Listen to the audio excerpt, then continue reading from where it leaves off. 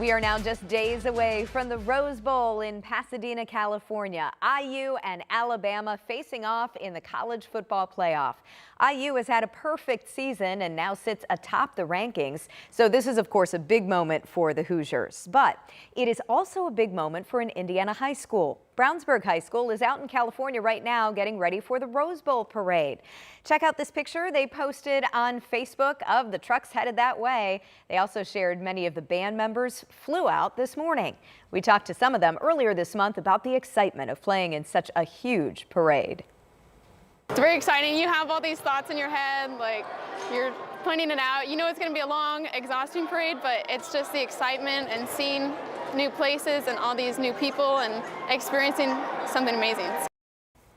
You can watch the Rose Bowl parade right here on Channel 13 at 11 a.m. New Year's Day. And don't forget, Dominic Miranda, Eli Gain, and Rich Nye are all going to California ahead of the parade and the game.